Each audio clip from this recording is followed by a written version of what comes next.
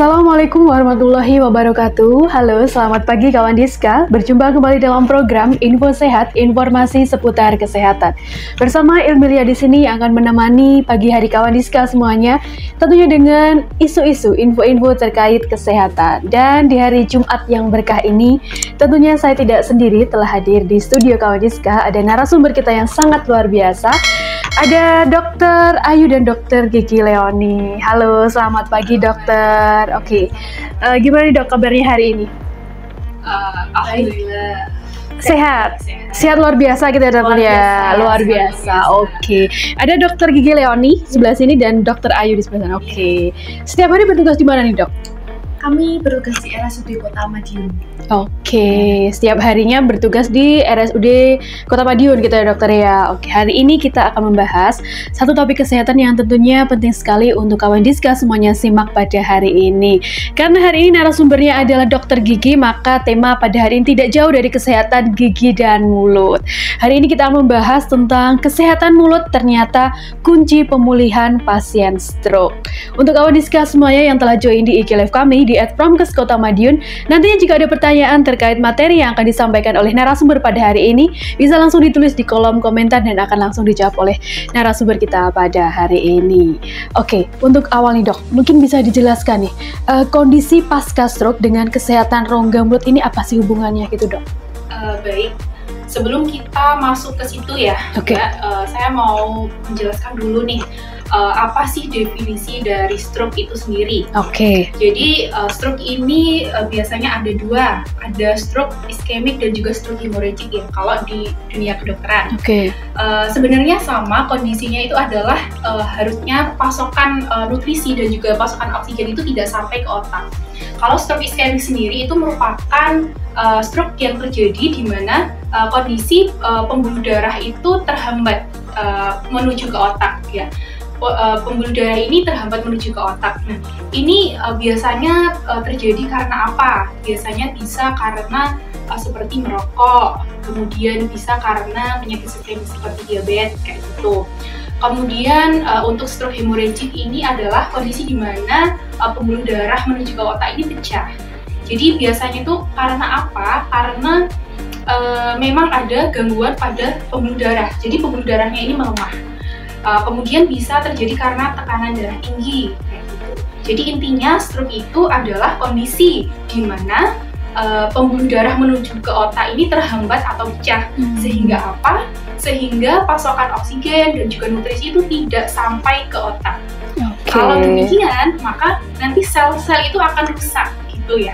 Akan rusak, bahkan bisa sampai sel-sel itu mati. Kalau sudah seperti itu bisa menyebabkan disfungsi atau penurunan dari anggota tubuh kita. Dan untuk hubungannya di rongga mulut, karena ini kita nanti membahasnya di rongga mulut ya Mbak ya, di rongga mulut. Nah itu bisa menyebabkan melemahnya otot di area wajah dan mulut.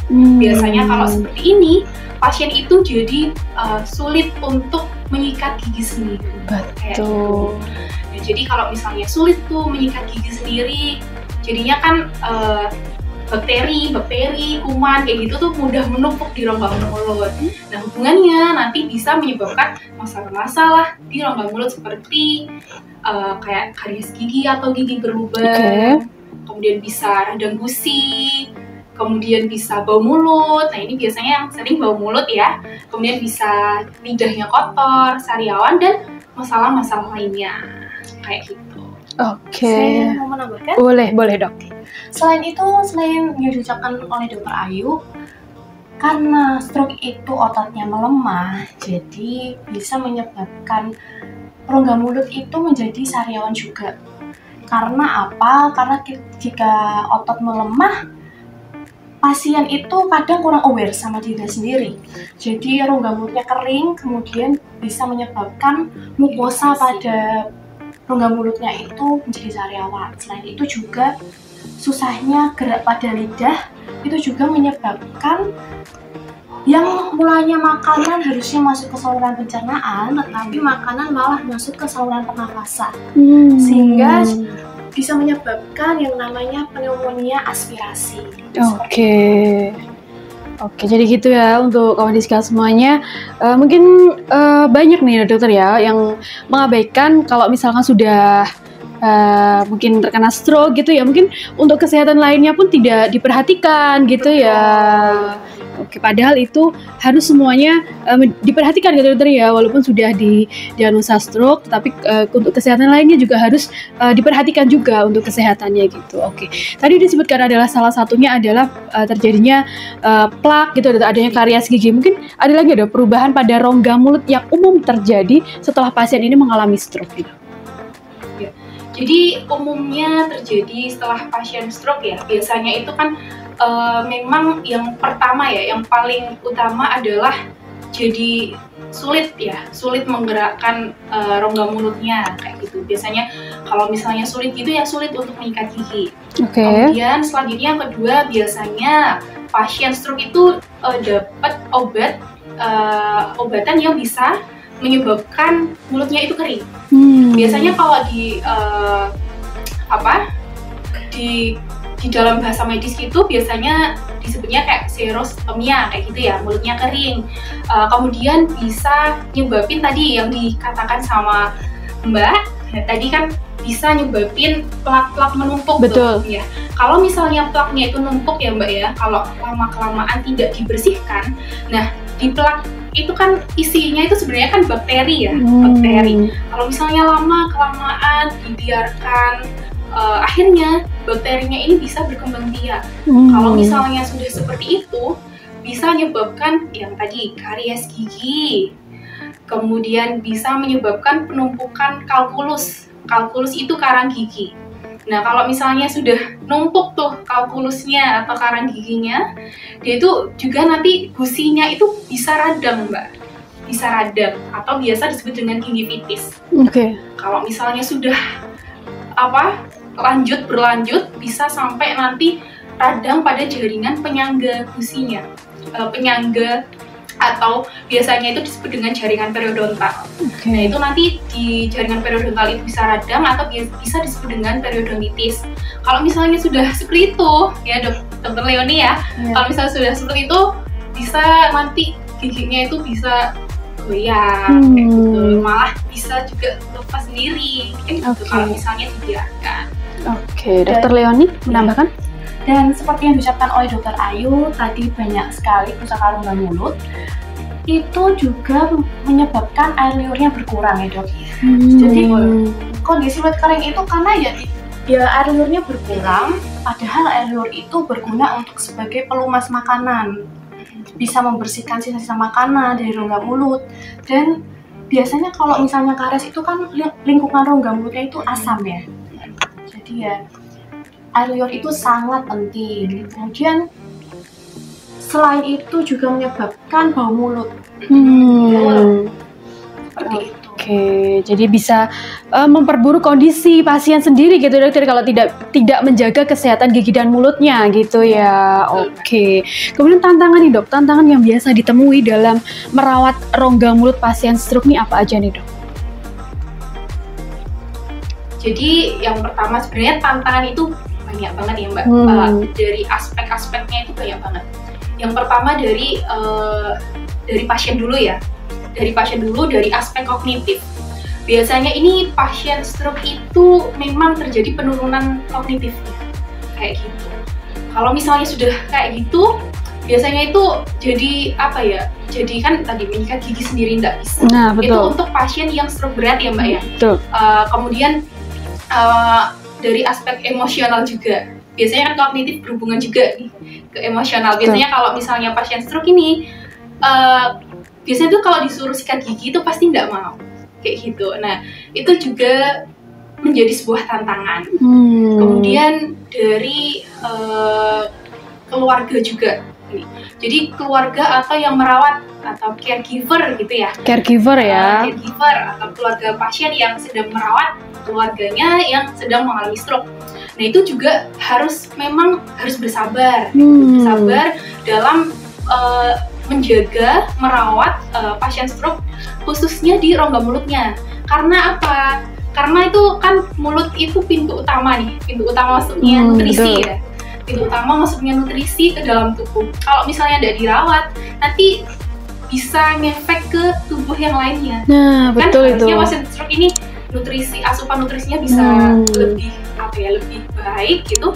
Tapi kalau misalnya gigi mulutnya nggak sehat kan makan juga susah kayak gitu. Jadi yang tadi aspek kognitif, emosional, kemudian keluarga. Lalu biasanya itu keluarga juga itu biasanya takut atau ragu dalam membantu membersihkan rongga mulut pada keluarganya yang mengalami stroke, karena takut dok kalau misalnya nanti salah kayak gitu. Nah ini juga penting bagi kami dokter gigi untuk mengedukasi nanti bagaimana sih cara merawat rongga mulut pada pasien stroke. Nah ini beda antara pasien stroke ringan maupun stroke yang berat. Oke, ada perbedaan nih dok ya? Ada. Oke, mungkin bisa dijelaskan nih dok bedanya gimana nih dok? Oke, untuk stroke ringan biasanya ini pasiennya itu masih bisa melakukan aktivitas meskipun mungkin ototnya melemah, tapi setidaknya tidak separah dengan stroke berat. Stroke berat itu kan pasiennya sudah koma, tidak sadar, lalu pokoknya tidak kooperatif ya.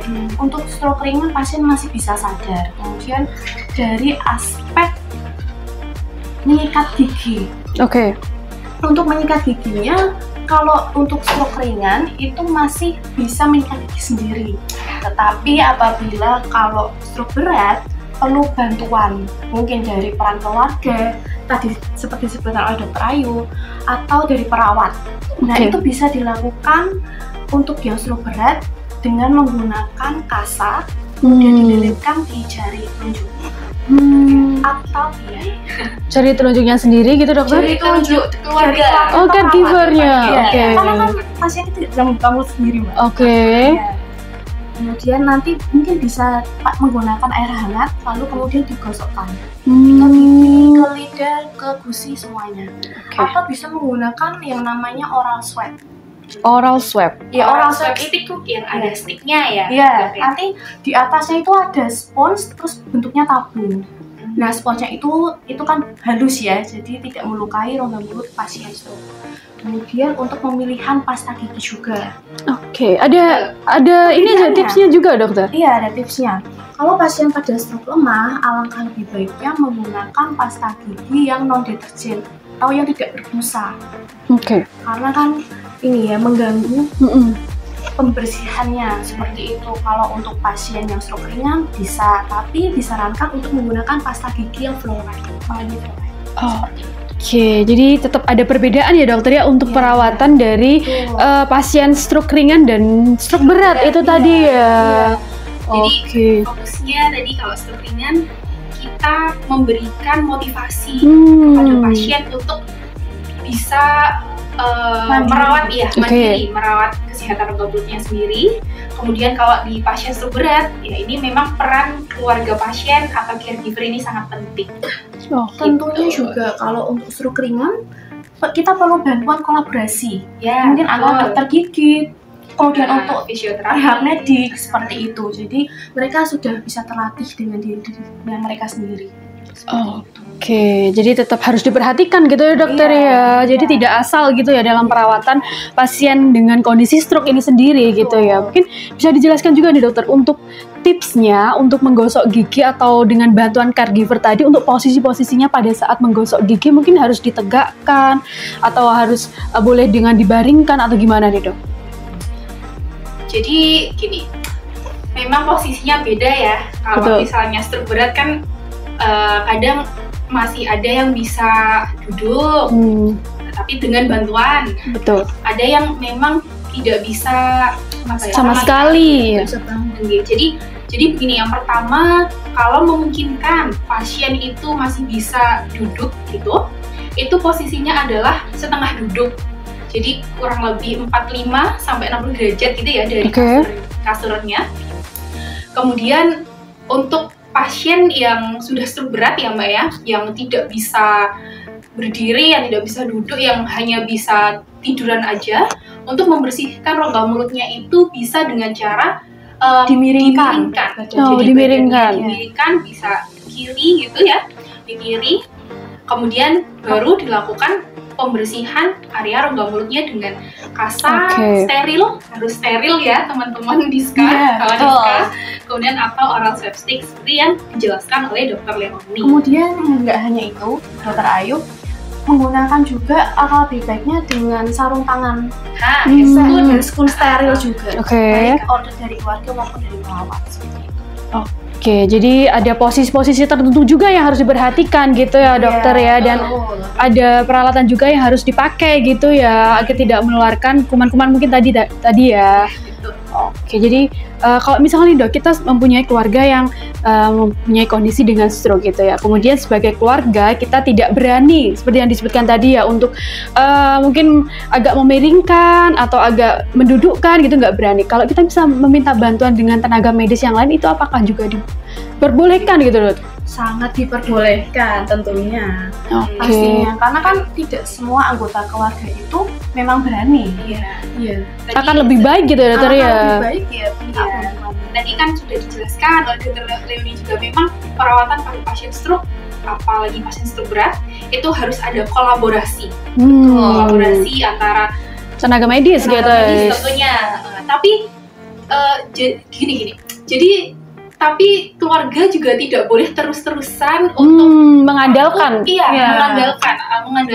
tenaga medis aja, karena kan 24 jam dalam sehari itu lebih banyak di rumah dengan keluarga pasien daripada dengan tenaga medis kayak gitu. Jadi memang edukasi, menurut saya edukasi itu yang sangat penting untuk keluarga pasien gitu. Jadi memang harus tatak gitu ya dalam bahasa Jawa ya. Jadi tidak mengandalkan tenaga medis saja gitu ya. Boleh sesekali meminta bantuan. Mungkin untuk sesekali diminta gimana sih caranya yang benar gitu ya dokter ya, dengan memperhatikan, kemudian selanjutnya bisa dilakukan sendiri gitu. Jadi intinya itu tatak gitu ya dokter ya. Untuk pasien stroke sendiri ini idealnya untuk memeriksakan gigi ini berapa bulan sekali nih dok? Apakah sama juga dengan pasien normal yang lainnya? Maksudnya dalam kondisi yang normal gitu? Oke, baik. Saya jawab ya. Untuk pasien stroke ringan itu lebih baiknya dia 3-6 bulan. Tiap 3-6 bulan Mbak. Tapi kalau untuk stroke berat, karena biasanya mereka itu menggunakan NGT, selang NGT ya? Iya, selang NGT kadang itu ada yang pakai itu, kadang ada yang enggak. Nah, kalau misalnya yang pakai selang NGT ini kan karena dia masuk lewat hidung, makanannya langsung ke lambung. Biasanya kalau rongga mulutnya tidak dipergunakan dengan baik, nanti rongga mulutnya itu bisa jadi kering. Nah, itu sering-sering sih kalau dari kami. Jadi rekomendasinya adalah lebih sering. Jadi setiap makanan masuk, pasti makanan itu nanti menyebabkan kondisi rongga mulutnya itu asam. Nah, beberapa menit alangkah lebih baiknya dari perawat maupun dari caregiver segera membersihkan rongga mulut pasien tersebut. Seperti itu. Jadi tetap ada tipsnya gitu ya. Mungkin dari dokter Ayu ada yang ditambahin?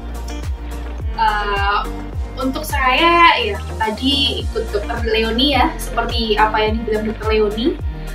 Idealnya untuk periksa, untuk ke dokter giginya ya Kak ya, untuk ke dokter giginya secara rutin itu sebenarnya bisa 6 bulan sekali. Tapi kalau misalnya mau 3 bulan itu juga enggak apa-apa. Lebih baik gitu ya. Lebih baik karena apa? Karena gini, kita kan nggak tahu ya, kita nggak tahu masalah apa yang terjadi nih di rongga mulut gitu. Kadang tuh pasien atau kita sendirilah mungkin ya nggak tahu kalau misal ada gigi yang berlubang yang di area yang tidak terjangkau oleh mata gitu.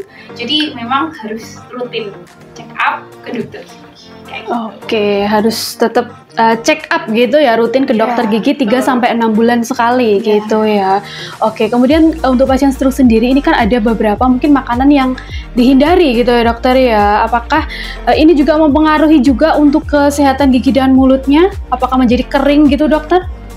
Jadi untuk makanan yang dihindari sebenarnya makanan yang tinggi gula. Betul. Kalau misalnya gula itu kan nanti lebih cepat bisa menyebabkan karies gigi kayak gitu.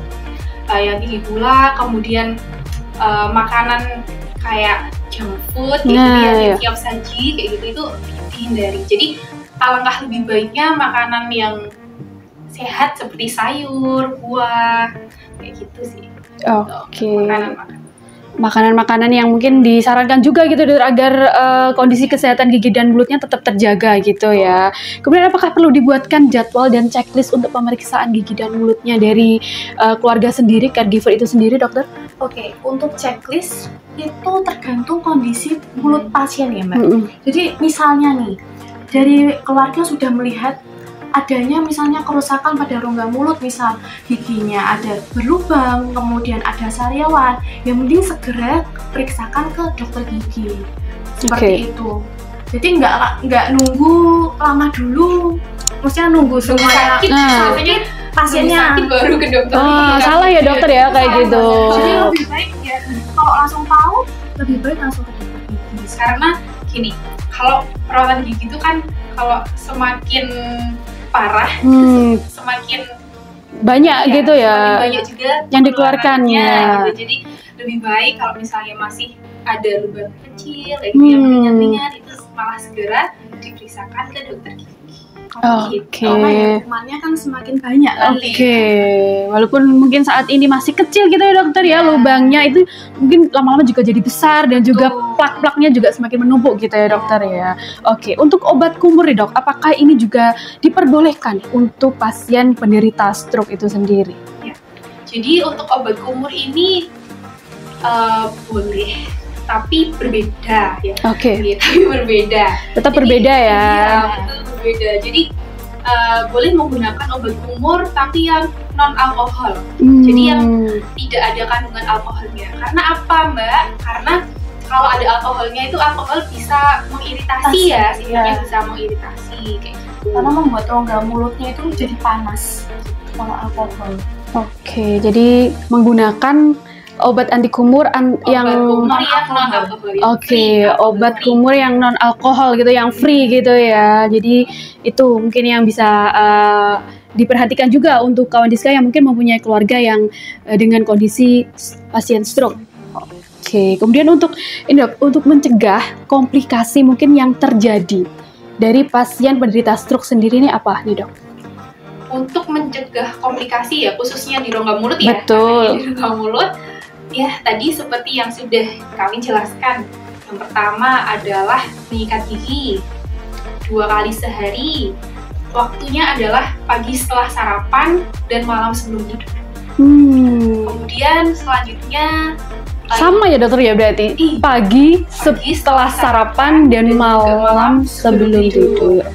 Kemudian selanjutnya yang kedua adalah hindari makanan yang manis. Kemudian selanjutnya bisa menggunakan obat kumur tadi, obat kumur yang non alkohol. Dan ini satu hal yang biasanya dilupakan adalah jangan lupa menyikat lidah ya. Betul. Jangan lupa menyikat lidah. Jadi biasanya nih orang-orang hanya menyikat gigi aja, tapi lidahnya tidak dibersihkan. Nah, ini lidahnya itu sebenarnya harus dibersihkan karena apa? Karena kalau misalnya tidak dibersihkan, nanti lidahnya bisa kotor. Biasanya itu bakterinya itu bisa menempel di situ, numpuk lama-lama, dia itu bisa akhirnya nanti lidahnya kaku. Biasanya itu warna lidahnya jadi putih gitu ya, putih numpuk banyak kayak gitu. Nah itu bisa biasanya disebut dengan oral thrush. Jamur pada jamurnya malahan yang tumbuh di situ kayak gitu. Itu harus dibersihkan. Membersihkannya gimana? Ya ini biasanya juga.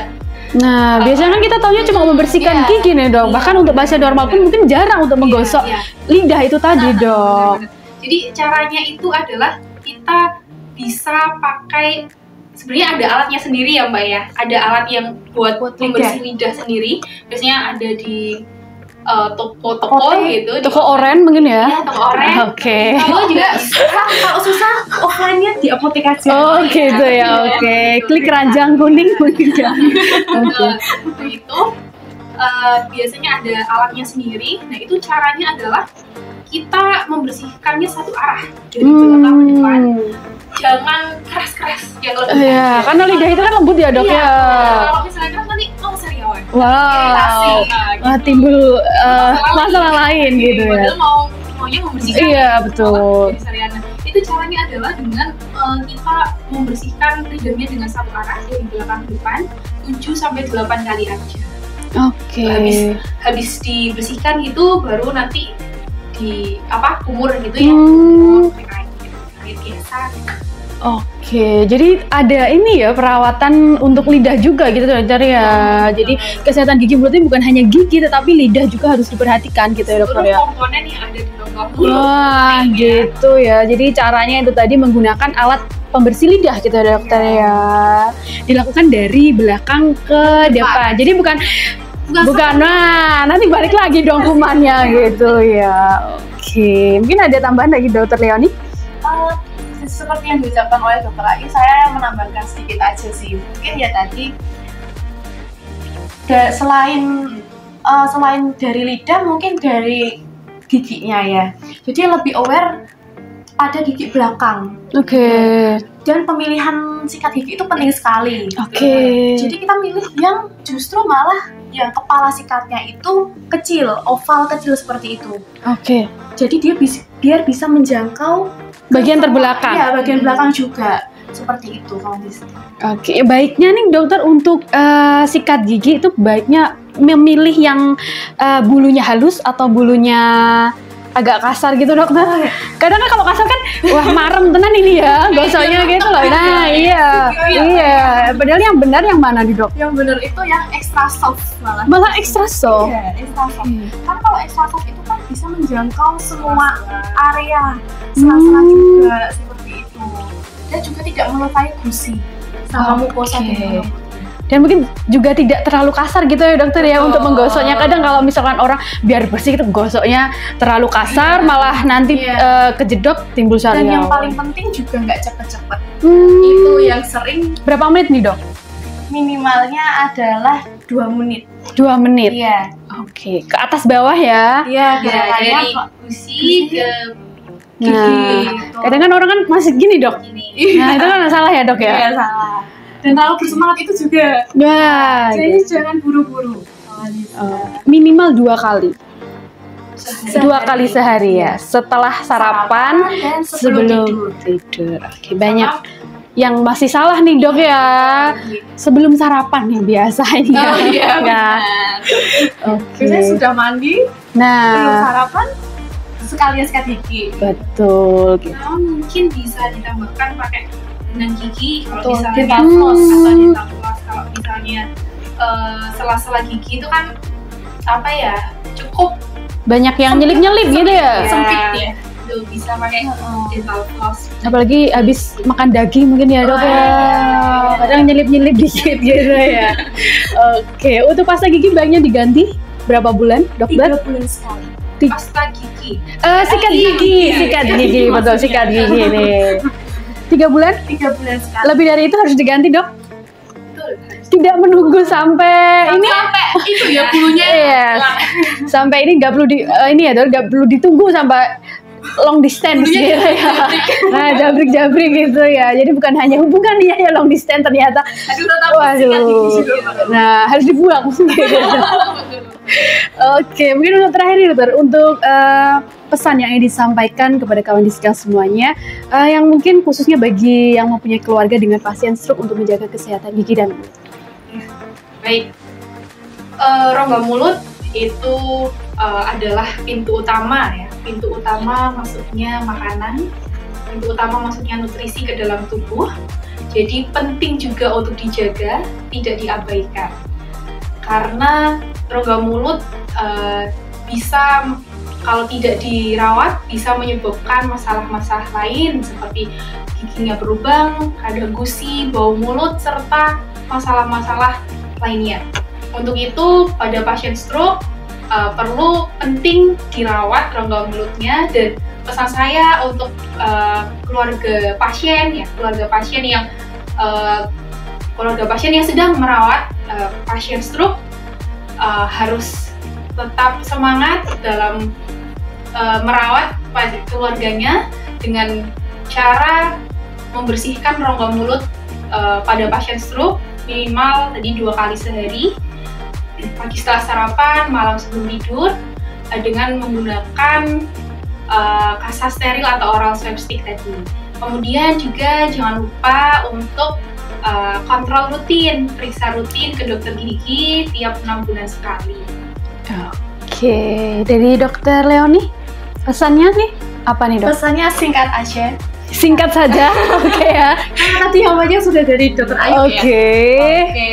Sayangi mulutmu, karena mulutmu adalah kunci utama daripada bakteri yang menyebabkan stroke-mu akan bertambah parah. Oke. Oke, boleh. Mulut sehat, pulih lebih cepat. Nah, mantap sekali untuk pesan yang disampaikan dari Dokter Ayu dan Dokter Leonie pada hari ini. Terima kasih dokter untuk infonya yang telah dibagikan kepada kawan Diska semuanya. Next mungkin kita akan ngobrol-ngobrol lagi nih dok dengan topik kesehatan lainnya gitu ya dokter yang lebih menarik. Untuk kawan Diska semuanya, jangan lupa untuk subscribe di channel YouTube kami di Kawan Diska 5145. Ilmilia pamit undur diri. Assalamualaikum warahmatullahi wabarakatuh.